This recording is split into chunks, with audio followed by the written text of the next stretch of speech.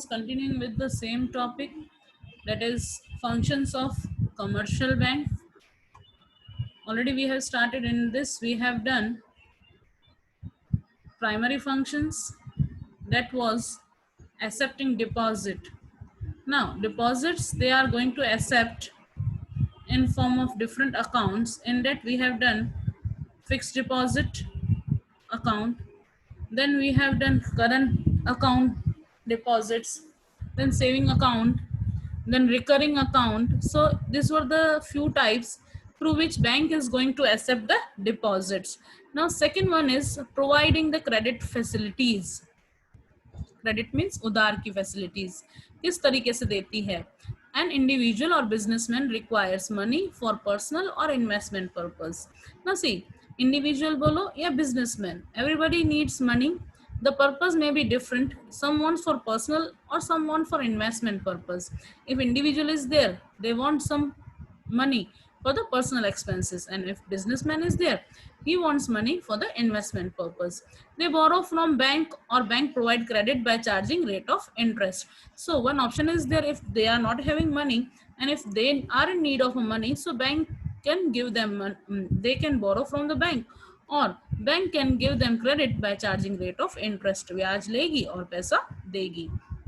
In terms of time period, borrowing credit can be short time period, can be medium term, may be long term. This period may be strictly fixed or may vary in different activities, right? They are the three types: short term, medium term and long term loan facilities. If you require, accordingly you can take the loan.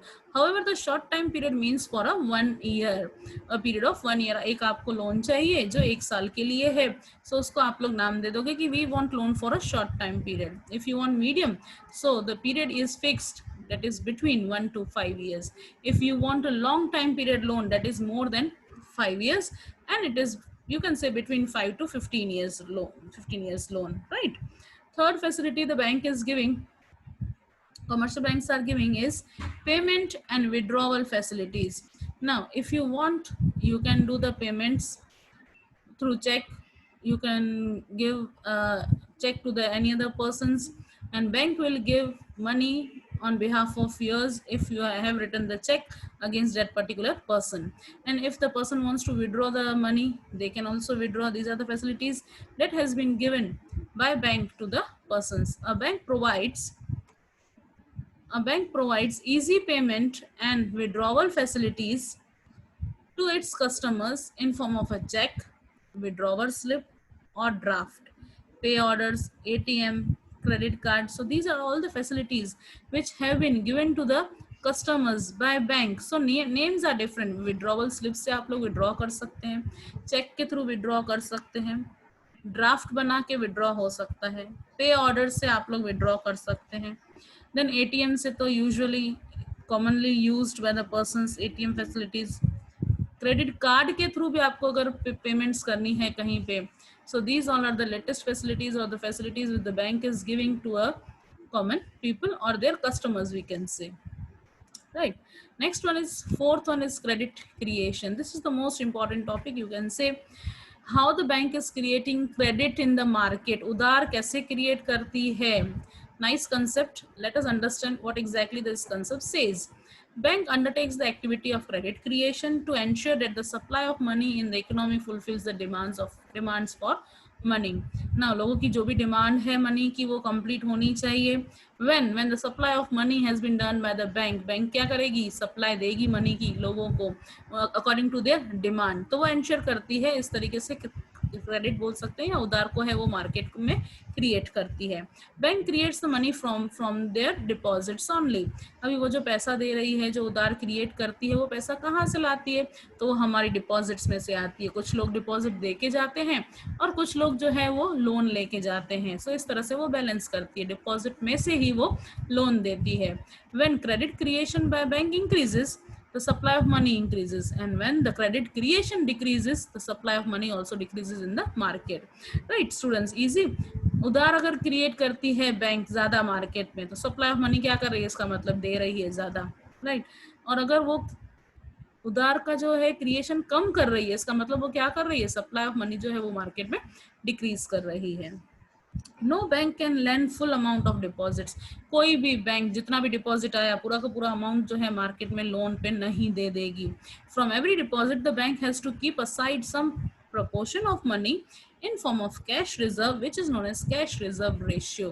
now deposits जितने भी मिले सबका सब deposit नहीं दे देना है और कुछ जो है कैश को अमाउंट को रिजर्व करके रखना है, उसको बोलते हैं cash reserve ratio. For example, if a bank has an primary deposits of say rupees 1000 and if cash reserve ratio is 20%, then bank can create a credit up to 5000 rupees. 1000 deposit आया उसके पास, right? कितना आया total मिला के? For example हमने लिया 1000, 20% तो उसको कैश रिजर्व मीन्स 200 रुपीज उसको कैश रिजर्व रख देना है. फिर भी वो बैंक मार्केट में बैंक जो है 5000 तक लोन क्रिएट कर सकती है मार्केट में. कैसे करती है अभी देखें. See this chart now, table, bank in first column, then net deposits, then required reserves and new loans. A, B, C are the customers. You can say A person ने 1000 वहां पे डिपॉजिट किया, right.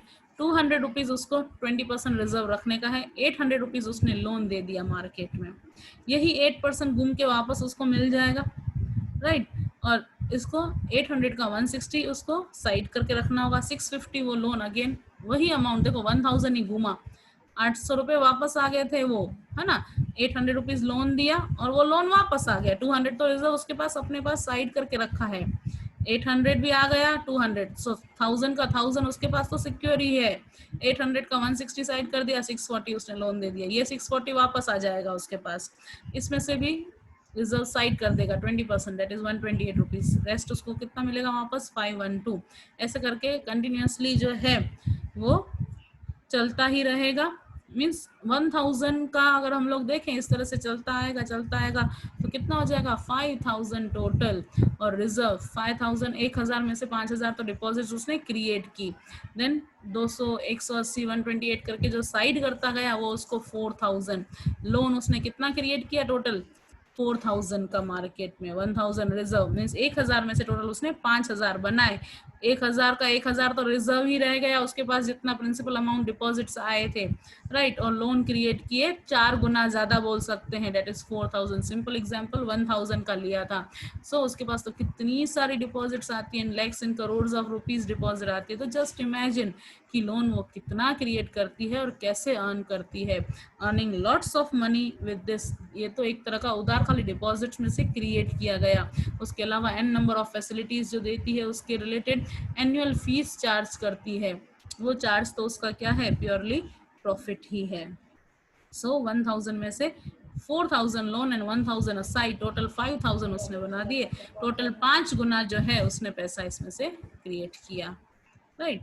Let us see now secondary functions of the commercial bank. The secondary functions of the commercial bank are as follow. That is, bank as an agent की तरह काम करती है. A bank act as an agent to the customer for various services like collecting bills, draft and cheque. Cheque लेना है, देना है, आपने किसके नाम का लिखा है, ड्राफ्ट लिखा है, बिल्स को कलेक्ट करना है आपके बिहाफ पे, वो कलेक्ट कर देगी. एज एन एजेंट काम करती है आपका. Paying the insurance premium, rent, loan, instalment. Insurance premium pay करना है, उसको गाइड कर दो, उसको इन्फॉर्मेशन दे दो. हील पे on behalf of you. Rent पे करनी है, चेक दे दो तो रेंट ऑटो डेबिट भी हो जाते हैं आजकल. लोन इंस्टॉलमेंट, लोन की इंस्टॉलमेंट, ठीक है, एक बार चेक लिख के दे दिया, देन ऑटो डेबिट. बैंक ही आपके बिहाफ पे अमाउंट जो है वो पे कर देती है. Working as an representative of a customer for purchasing और redeeming securities ETCs in the stock. अगर परचेस करना है कुछ, राइट, अगर रिडीम करनी है, सिक्योरिटीज वापस देनी है, सो वो भी सब पॉसिबल है with the help of the bank facilities. और बैंक के थ्रू ये सब चीजें पॉसिबल है.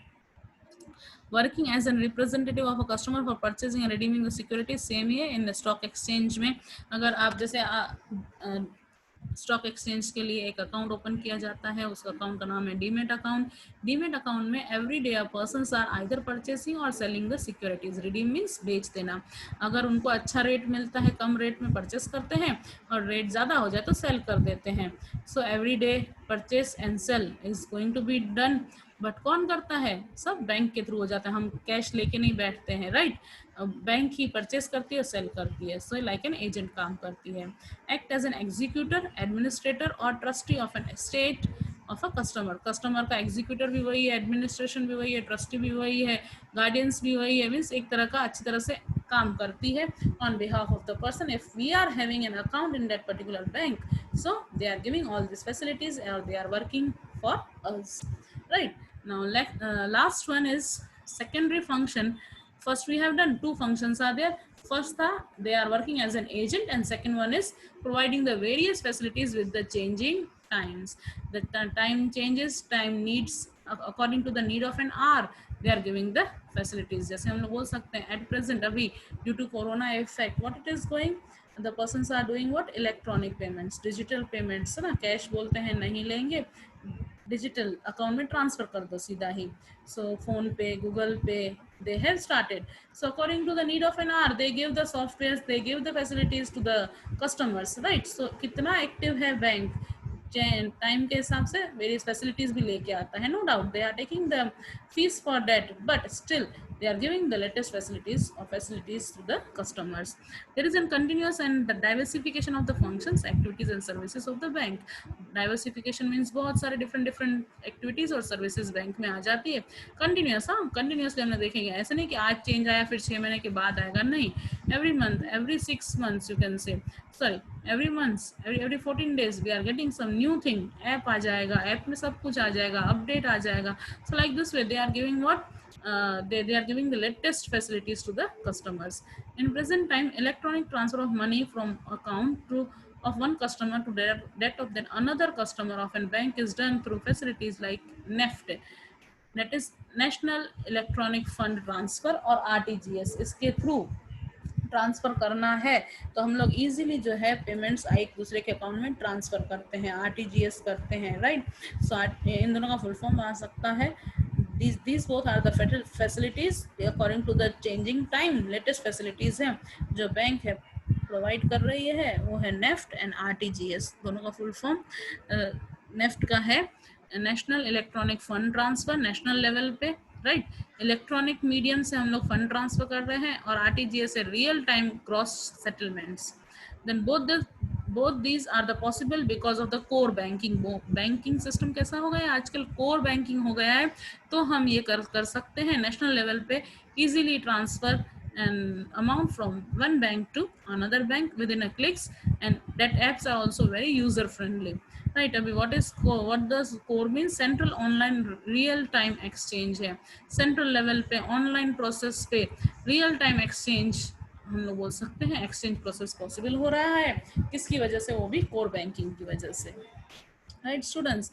Now all these notes you're supposed to write, I'll be sending the PDF, and this we have covered the one topic, and in evening we are going to cover the last topic, next topic, that is functions of Reserve Bank.